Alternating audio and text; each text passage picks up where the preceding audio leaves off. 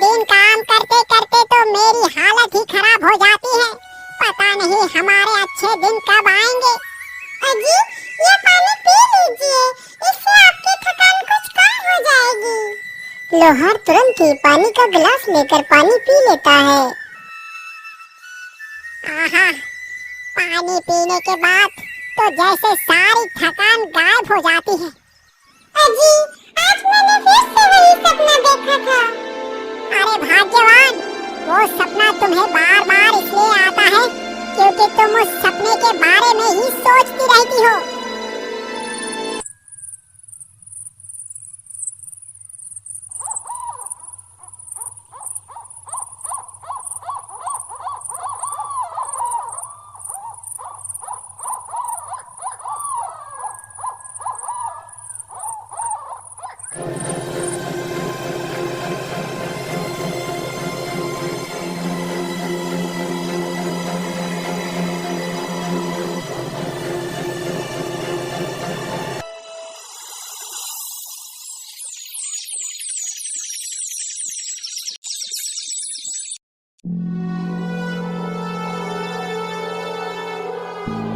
अरे भाग्यवान, अब और कितना सोओगी?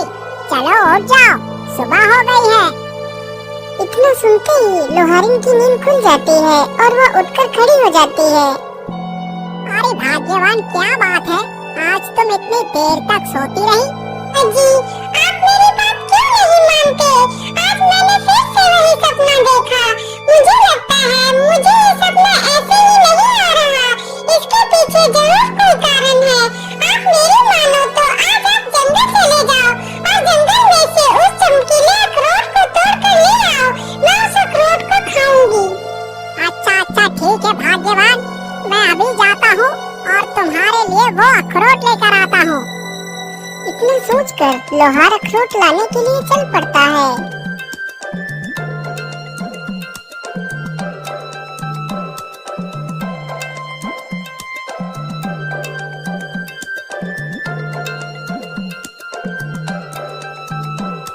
लोहार चलते चलते जंगल में काफी दूर निकल जाता है और उसी जंगल में पहुंच जाता है जहां पर वह अखरोट का पेड़ था। मैं तो चलते चलते काफी दूर निकल आया हूँ, लेकिन अभी तक अखरोट का पेड़ तो दिखा ही नहीं मुझे।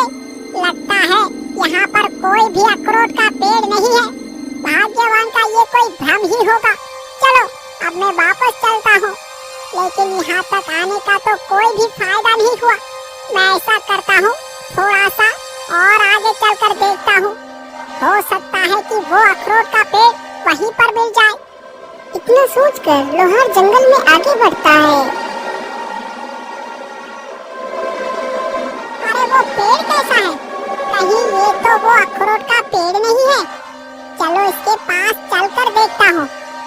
लोहार जैसे ही उस वृक्ष के पास पहुँचता है तो देखता है उस पेड़ पर सचमुच एक सुनहरा अखरोट लटक रहा था। अरे वाह वाह, इसका मतलब भाग्यवान का सपना एकदम ठीक था। यहाँ पर तो सचमुच एक अखरोट का पेड़ है और इस पर तो सुनहरा अखरोट भी लगा है। चलो जल्दी से मैं इसे तोड़ लेता हूँ। इतना सोचकर लोहार तुरंत उस अखरोट को तोड़ लेता है।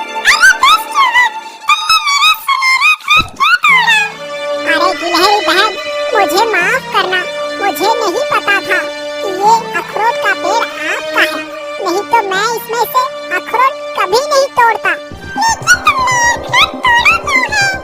गिलहरी बहन, मेरी पत्नी प्रत्येक दिन अपने सपने में इस अखरोट के पेड़ को देखती है जिसमें ये सुनहरा अखरोट लगा हुआ होता है।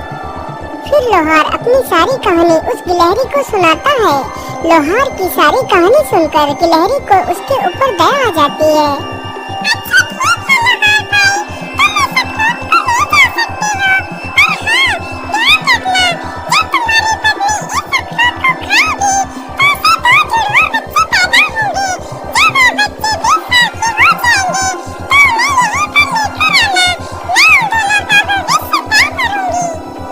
गिलहरी की यह बात सुनकर लोहार बहुत खुश हो जाता है। गिलहरी बहन, आपका बहुत बहुत धन्यवाद। इतना कहकर लोहार अपने घर वापस लौट जाता है। घर पहुंचकर सारी कहानी अपनी पत्नी को बताता है। लोहार की बात सुनकर उसकी पत्नी बहुत ज्यादा खुश हो जाती है और जल्दी से उस अखरोट को तोड़ती है और उसे खा लेती है।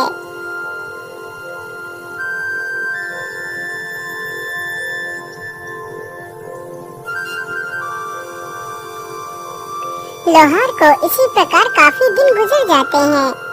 10 महीनों के बाद लोहार की पत्नी ने गिलहरी के कहे अनुसार ही 2 पुत्रों को जन्म दिया। पुत्र की प्राप्ति के बाद लोहार और लोहारिन बहुत खुश हो जाते हैं।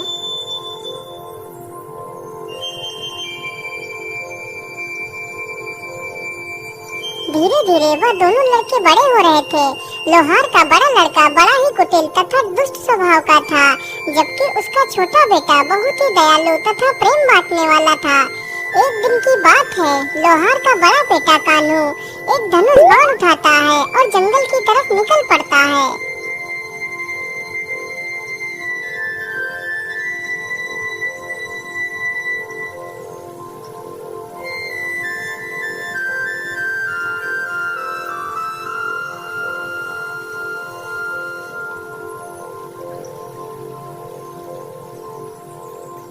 वह चलते चलते जंगल में काफी दूर तक निकल जाता है। तभी उसने देखा एक पेड़ पर एक कबूतर और कबूतरी बैठे हैं। अरे वाह, शिकार तो सामने ही है। चलो जल्दी से अपना धनुष संभालता हूँ और इन पक्षियों पर निशाना लगाता हूँ। तीर जैसे ही कमान से छूटता है तो सीधा जाकर कबूतर के लगता है। कबूतर तुरंत ही जमीन पर गिर जाता है।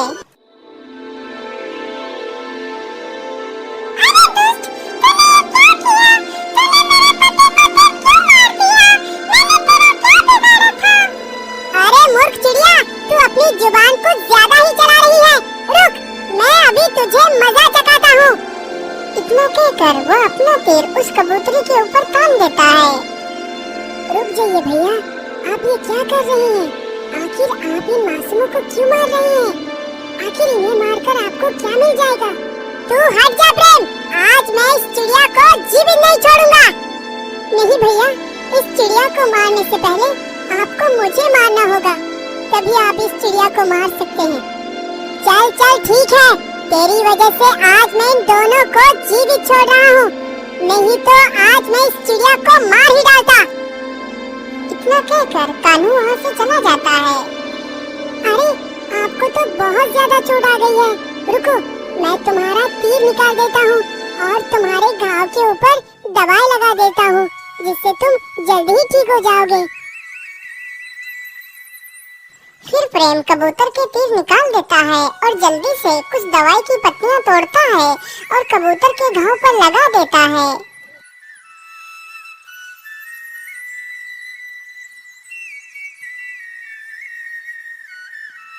अरे बेटा, तुम तो कितने दयालु हो, लेकिन तुम्हारा भाई तुमसे एकदम विपरीत है। ये तो आजाद नहीं आते, तुम्हारा दोस्त हम दोनों की जान ले लेता। हमारी जान बचाने के लिए बहुत बहुत धन्यवाद। फिर वह दोनों कबूतर और कबूतरी वहाँ से उड़ जाते हैं।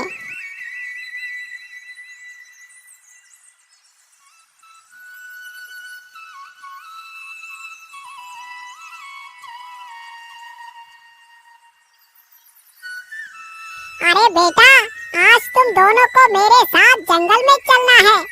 आज तुम दोनों का भविष्य तय होना है। ठीक है पिताजी, हम दोनों जरूर चलेंगे। इतना कहकर वे तीनों जंगल के लिए निकल पड़ते हैं। वे तीनों चलते चलते जल्दी ही उस अखरोट के पेड़ के पास पहुंच जाते हैं। गिलहरी बहन, आपने जैसा कहा था मैंने वैसा ही किया है। मैं अपने दोनों पुत्र को लेकर आपके पास आ गया हूँ। अब आप ही बताइए इन्हें क्या करना है। फिर वह गिलहरी अपने पास से ही 2 अखरोट निकालती है, जिसमें से एक अखरोट बहुत ही चमकीला तथा दूसरा साधारण ही था। बेटा, अब तुम दोनों इसमें से एक-एक अखरोट उठा लो। इन्हीं अखरोटों से तुम दोनों का भविष्य तय होगा। अरे वाह, ये चमकीला अखरोट तो कितना आकर्षक है। जरूर ये अखरोट मेरी किस्मत बदल देगा। मैं ऐसा करता हूँ, इस चमकीले अखरोट को ही उठा लेता हूँ। इतना सोचकर कान्हू पहले ही उस चमकीले अखरोट को उठा लेता है और उसका छोटा भाई उस साधारण अखरोट को ही उठा पाता है।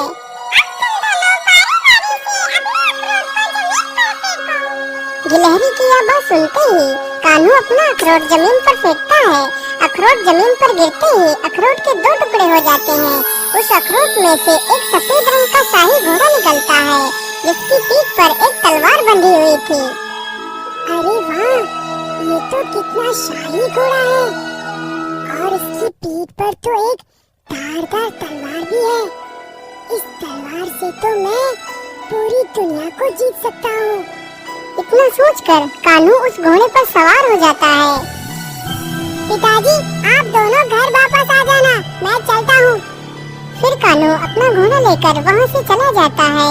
उसके बाद प्रेम भी अपना अखरोट जमीन पर फेंकता है तो उसके अखरोट से एक चमकीला पत्थर निकलता है। बेटा, तुम उस पत्थर को अपने पास ही रखना। इस पत्थर से तुम किसी भी मृत्यु जीव को जीवित कर सकते हो। इसके बाद वे दोनों वापस अपने घर के लिए चले जाते हैं।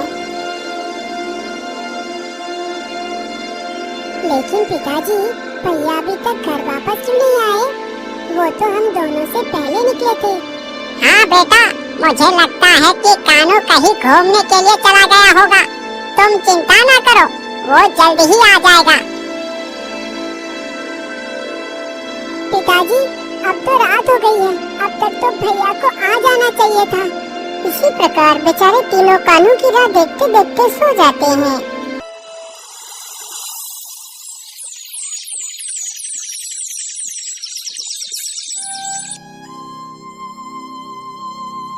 अजी, कहीं हमारा बेटा किसी मुसीबत में तो नहीं फंस गया?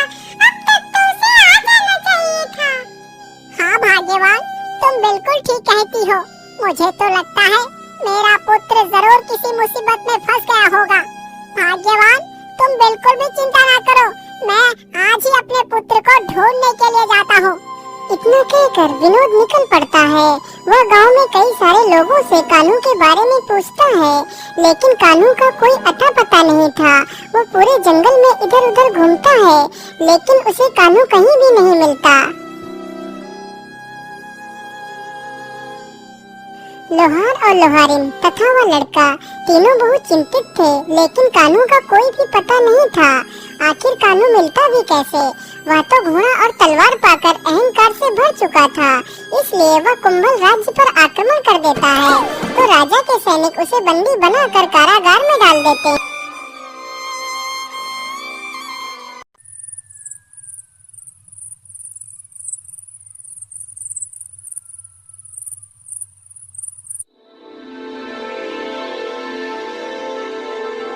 महाराज, हमारी पुत्री तो विवाह की योग्य हो चुकी है, इसलिए हमें अपने पुत्री के लिए योग्य वर ढूंढना चाहिए।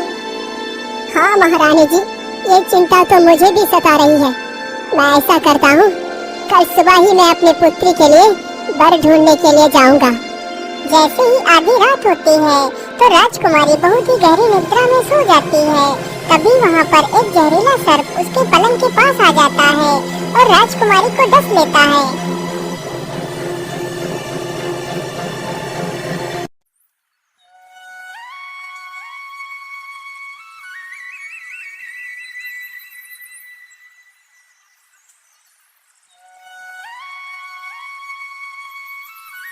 अरे पुत्री, उठ जाओ, सुबह हो गई है, तुम इतनी देर से सो रही हो। महारानी के बार बार बोलने पर भी जब राजकुमारी नहीं उठी तो महारानी ने राजकुमारी की चादर खींच ली तो देखा कि किसी सर्प ने राजकुमारी के हाथ पर काट लिया है। ये क्या हो गया मेरी पुत्री को? महाराज जल्दी आइए, हमारी पुत्री को किसी जहरीले सर्प ने काट लिया है। इतना सुनते ही राजा वहाँ पर आ जाता है। अरे पुत्री, ये तुम्हें क्या हो गया? मैं तुम्हारे लिए पता नहीं कितने बड़े बड़े सपने देख रहा था और तुम हमें छोड़कर चली गई। महाराज, ये समय आंसू बहाने का नहीं है, हमें किसी झाड़ फूक करने वाले साधु को बुलाना चाहिए।